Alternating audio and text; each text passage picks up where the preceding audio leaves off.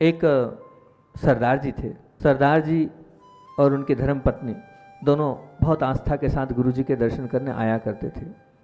एक दिन वो सुबह सुबह आते थे और दर्शन करके फूल चढ़ाकर चले जाते थे। एक दिन वो आहार के पश्चात आए दोनों पति पत्नी, और बड़ी भक्ति और बड़ी श्रद्धा के साथ उन्होंने कहा, आचार्य भगवान आपको हम अपना भगवान मानते हैं।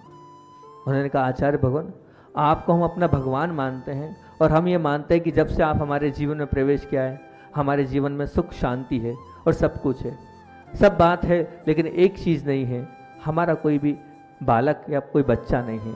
और मैं तो ये मानती हूँ कि आपके दरबार में मैं ये मांग कर रही हूँ कि मेरी कोख भर जाए। ऐसा रखा। अब आचार्य श्री ये गृहस्थों की बातों पे कोई मुस्कुरा दिए। ओम। आचार्य श्री का एक ही होता है, कोई कुछ बोलता है तो बस सिर्फ कहते थे ओम, इसके अलावा कुछ नहीं। आचार्य श्री ने ओम बोला और वो जो गृहस्थ थे वो चले गए। जाने के बाद चले तो गए, साल भर बाद लगभग वो वापस आए। एक साल या 1.5 साल के बाद बोहरी वन में थे।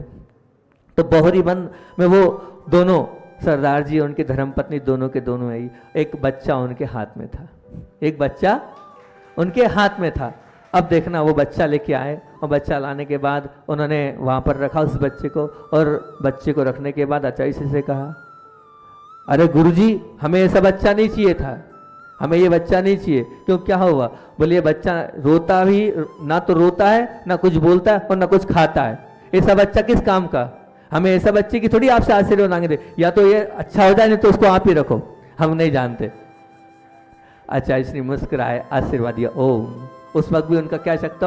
ओम। मुस्कुराते हुए उन्होंने आशीर्वाद दिया और फिर वो बच्चे को उठाया, चल दिए। अब फिर वो पुनः 3-4 दिन बाद वो सरदार जी उनकी धर्मपत्नी जबलपुर की थी, 3-4 दिन बाद फिर आ गए वो। और फिर उन्होंने कहा, बोले आचार्य श्री अब ये बोलता भी है, मतलब कुछ करता भी है, हंसता भी और खाने भी लग गया। आपका आशीर्वाद ऐसे ही हमेशा हमारे पे बना रहेगा तो हमारा तो कल्याण निश्चित तौर से है।